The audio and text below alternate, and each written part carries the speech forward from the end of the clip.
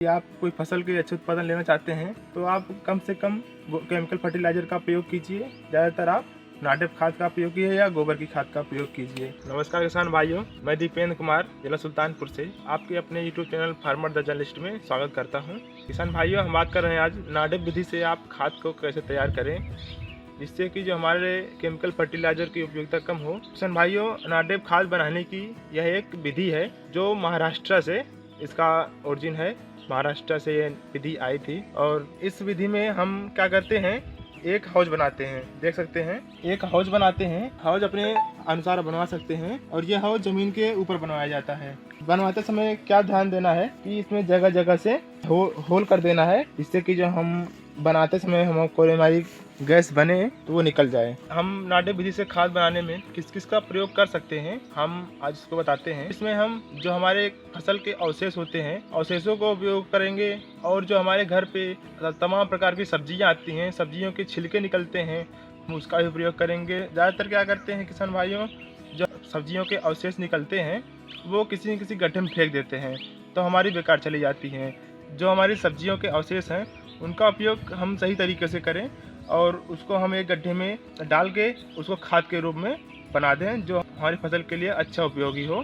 किसान भाइयों, यदि आप इस विधि से खाद को बना रहे हैं तो इसको दो बनवाइए, क्योंकि एक भर जाएगा तो आप दूसरा का उपयोग कर सकते हैं।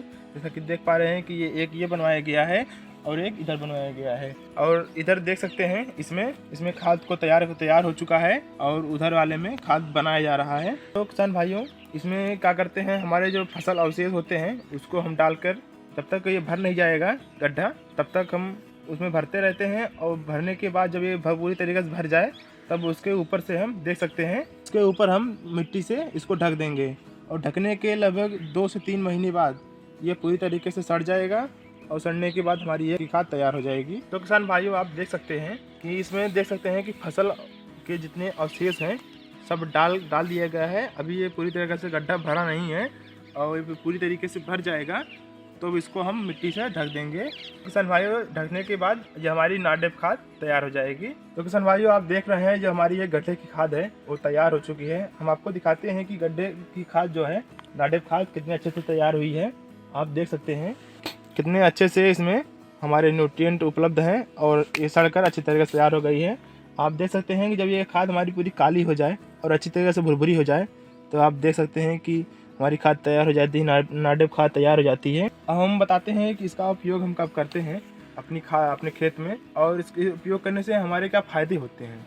यदि आप कोई फसल के अच्छे उत्पादन लेना चाहते हैं तो आप कम से कम केमिकल फर्टिलाइज़र का प्रयोग कीजिए। ज़्यादातर आप नाटिव खाद का प्रयोग कीजिए या गोबर की खाद का प्रयोग कीजिए। इसके प्रयोग करने से हमारे जो फ़ायदे होते हैं वो हमारे केमिकल फर्टिलाइज़र के उपयोग को कम कर देता है और हमारे मार्केट में बुआई के समय केमिकल फर्टिलाइज़र की कमी हो जाती है तो हम उसकी जगह पे हम नाटिव खाद का प्रयोग कर सकते हैं। और दूसरी बात है, जो नाटिव खाद है हमारे ज़मीन में बहुत सारे माइक्रो ऑर्गेनिज्म होते हैं और उसका हमारे जो एक्टिविटी होती है, माइक्रो ऑर्गेनिज्म की एक्टिविटी को ये बढ़ाता है। और यदि हम केमिकल फर्टिलाइज़र का प्रयोग करेंगे तो हमारे जो माइक्रो ऑर्गेनिज्म की एक्टिविटी है वो कम कर देता है, जिससे कि हमारे ज़मीन की जो उर्वरता है वो कम हो जाती है और हमारे फसल का उत्पादन तो होगा लेकिन हमारी मिट्टी जो है वह ख़राब हो जाती है। इसलिए हम ज़्यादा से ज़्यादा हम नाटिव खाद का प्रयोग करें।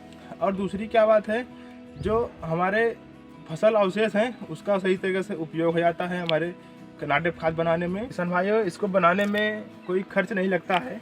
आप गड्ढे में एक अवशेषों को डालकर आप बना सकते हैं और यदि आप केमिकल फर्टिलाइज़र का प्रयोग करेंगे तो आपको ज़्यादा कास्ट लगेगी और इसका आप नाटिव खाद का प्रयोग करेंगे या गोबर की खाद का प्रयोग करेंगे तो हमारे जो अवशेष हैं अवशेषों को सड़ाकर बनाया जाएगा। इसमें कोई खर्च नहीं लगेगा और हमको आसानी से प्राप्त हो जाएगा। लेकिन इसमें न्यूट्रिएंट की मात्रा कम होती है, इसको हम अधिक मात्रा में हम प्रयोग करते हैं। तो किसान भाइयों, आप इसका उपयोग हम जब फसल की बुआई कर रहे हैं उससे लगभग 1 महीने पहले या 15 दिन पहले अपने खेत की जब प्रिपरेशन कर रहे हैं तभी उसमें डालकर उसमें हम अच्छी तरीके से मिला दें जिससे कि ये अपना काम करना अच्छा चालू हो जाए। और ये इसकी ख़ास बात क्या है, यह जो इसमें जो हमारे न्यूट्रिएंट होते हैं वो हमारे धीरे धीरे फसल को हमारे मिलते रहते हैं और हमारी फसल अच्छे से ग्रोथ करती रहती है और यह बहुत लंबे समय तक ये इसके न्यूट्रिएंट हमारे फसल को मिलते रहते हैं।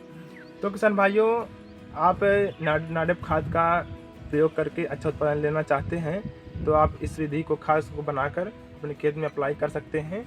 और इसमें क्या होता है, जो हमारे क्रॉप के रेजिड्यू होते हैं उनका सही तरीके से उपयोग हो जाता है और हमारे जो वेस्टेज होते हैं उनका सही तरीके से उपयोग हो जाता है। जो हमारे क्रॉप रेजिड्यू ख़राब नहीं होते हैं, नहीं तो आप फेंक देंगे कहीं सड़ जाएगा, वो हमारे मिट्टी के उर्वरता को सही नहीं मिल पाएगा। तो किसान भाइयों, ये जानकारी आपको कैसी लगी कमेंट करके ज़रूर बताएं और हमारे चैनल पर नए हैं तो चैनल को सब्सक्राइब कर लें। धन्यवाद किसान भाइयों।